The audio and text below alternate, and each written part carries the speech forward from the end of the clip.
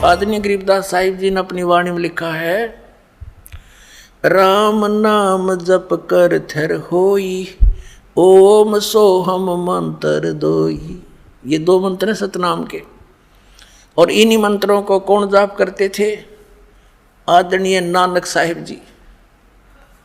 अपने आत्माओं, जिन महापुरुषों के ये गुण गाते हैं कि वो पार हो गए, और वो ये कहा करते कि गुरु ग्रंथ साहिब में 5 शब्दों की धुनकार धुन सुने, ये कोई बात है? वो शब्द अलग हैं, वो मंत्र न्यारे हैं, उनसे प्रकट होने वाली धुन, इस शरीर में तो असंख्यों धुन है। कबीर साहब ने कहा कि अंड और पिंड के पार सो देश हमारा है। गरीबदास साहिब जी ने कहा कि वो शब्दों की जो वास्तविक धुन है, जो उस सतलोक में जो धुन हो रही है, वो इसके पार है कोई हैरे परले पार का जो भेद कहे उस धुन, उस जनकार का। ये नकली है, इसके अंदर जो सुनता है सारा काल ने अपनी माया के द्वारा दुर्गा से ये नकली लोग, नकली धुन इस शरीर के अंदर प्रकट करवा रखी, उसकी नकल करके सतलोक की। इनको जो भी पिंड में सुनते हैं, अंड, ये पिंड और अंड एक ही है, ये 3 बनाए बैठे, अंड पिंड और ब्रह्मांड, ये 3 है। अरे तेरा गजब भैया अज्ञानियों। अब आपको दिखाते हैं आदरणीय नानक साहिब जी ने क्या जाप किया। एक समय मर्दाना और बाला 2 सेवक थे, उनके साथ रहा करते थे। उन्होंने प्रार्थना की कि हे गुरुदेव, हमें एक बार श्रीलंका की सैर करा दो। नानक साहिब जी ने कहा कि आंखें बंद करो। आंखें बंद करके खोली तो समुद्र के किनारे खड़े थे। नानक साहिब जी ने कहा कि मेरे पीछे पीछे आ जाओ, जल के ऊपर चलेंगे जैसे पृथ्वी पर चलते हैं, और तुम वाहेगुरु वाहेगुरु कहते रहना। अब वो दोनों वाहेगुरु वाहेगुरु करते हुए चल पड़े। नानक साहिब जी वो 2 अक्षर का मंत्र उच्चारण करके जाप सुमन करते जा रहे थे। मर्दाना ने सोचा, गुरुजी तो ये 2 अक्षर का मंत्र जाप कर रहे हैं, मैं भी क्यों ना यही मंत्र करूं। तो उसने 2 अक्षर का मंत्र जाप शुरू किया, वो लगा डूबने। तब नानक साहिब जी ने कहा कि मर्दाना, गुरु की आज्ञा की अवहेलना करने से ये दंड लगता है, तो वही मंत्र कर जो मैंने बोला है। तो फिर वो वाहेगुरु कहने लगा, फिर उसी तरह जल के ऊपर थल की तरह चलने लगा।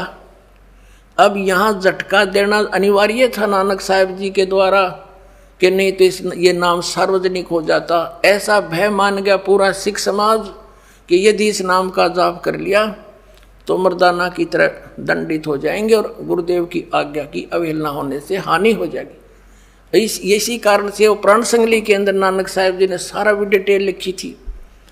उसको गुरु ग्रंथ साहिब में नहीं रखा, बल्कि उसको समुद्र दरिया में बहा दिया था। वो तो एक संत ने प्रार्थना करके निकाल लिया, उसका कुछ अंश बच गया, बाकी अध्याय वो नहीं रखे, साथ में छोड़ दिए। तो अब दिखाते हैं आपको, ये है सब तो बड़ी भाई बाले वाली जन्म साखी। Doctor Jawahar Singh, Kirpal Singh and company. ये है ई जन्म साखी, अज तक छप चुकिया नालों वड्डी है। सब तो वड्डी ते पुरातन यानी पुरानी है, भाई बाले वाली जन्म साखी। श्री गुरु नानक देव जी दी पंजे साहिब दी साखी ते 10 बादशाह दे जीवन समेत मुकम्मल साखियां हन।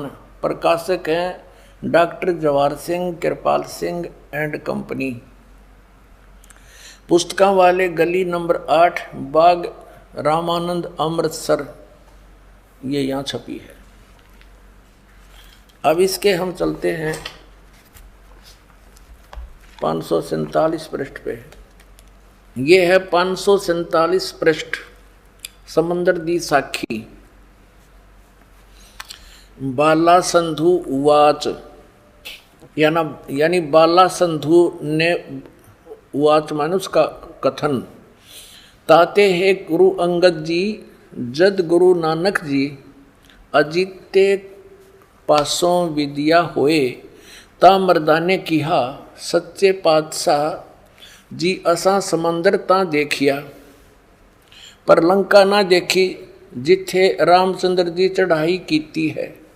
ता गुरु नानक जी की हा चलो भाई बाला ते मर्दाना तुहानू रंज नहीं करना। आँखी मीटो, आँखी बंद करो। जा आँखें मीट के खोलियां ता समंदर दे कंडे जाई खड़े हुए। ते आखण लगे बाला ते मर्दाना मेरे पीछे पीछे चले आओ। मुखों वाहिगुरु वाहिगुरु कहंदे आओ। ते आगे आगे गुरु जी तुर पे जैसे धरती ऊपर तुरदे सन। उसे तना समुद्र ऊपर तुर पे ता चले जान। जावण ते पीछे पीछे बाला ते मर्दाना जावण। ता मर्दाना विचार कीती कि गुरु जी गुरु नानक देव जी ओम सोहम जपदे जांदे हन। ता मर्दाना भी ओम सोहम लगा जपण ते लगा गोते खावण। ता गुरु नानक जी देखण ता मर्दाना गोते खांदा है। ता गुरु जी किहा मर्दाना गुरु दी करने वल नहीं देखना। गुरु दे वचना पर चलना वाहे चाहिए। तू मर्दाना ओही आख जो असा आखिया है। ता मर्दाना फिर लगा वाहेगुरु वाहेगुरु कहन। ता फिर जल ऊपर उसी तरह तुरन लगा। अब आप जी ने ये तो पंजाबी वाली पढ़ी, क्योंकि अब पंजाबी के जानने वाले पंजाब स्टेट को छोड़कर पूरे भारत में बहुत कम ही है। अब हिंदी इन्हीं के द्वारा अनुवादित है, थोड़ी सी ये भी झलक दिखाएंगे। देखिएगा भाई बाले वाली श्री गुरु नानक देव जी की जन्म साखी। भाई चतर सिंह जवाहर सिंह अमृतसर से छपी है।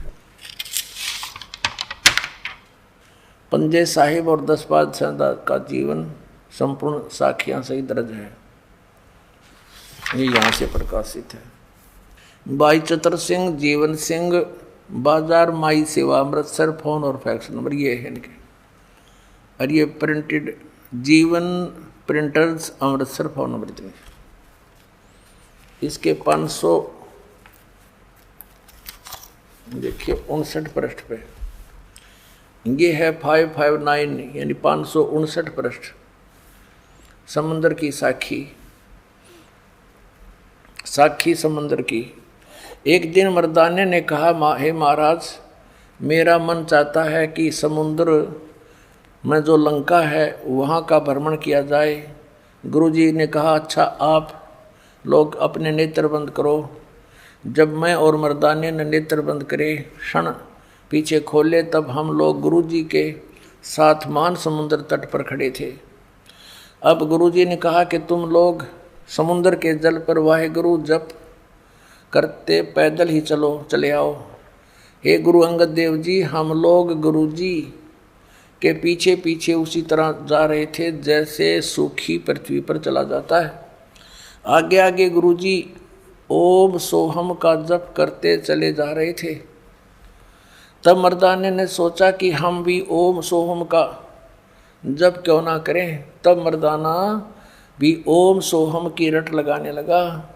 तब वह लगा गोते खाने। गुरुजी ने पीछे देखा तो हंस कर कहने लगे ए मर्दाना शिष्य का धर्म है कि वह गुरु के बताए मार्ग पर चले, इसलिए तू वाहे गुरु ही जप तेरा उसी में कल्याण है। तब मर्दाने ने वाहे गुरु नाम की रट लगाई। तब फिर पूर्व प्रकार पानी पर चलने लगा।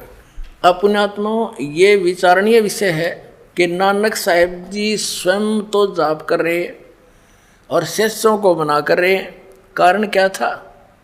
जिन भी महापुरुष को परमात्मा ने अपना एफिडेविट अपना गवाह बनवाया, साक्षी बनाया, उनको सख्त हिदायत दे दी थी कि अभी सतनाम को डिस्क्लोज ना करना।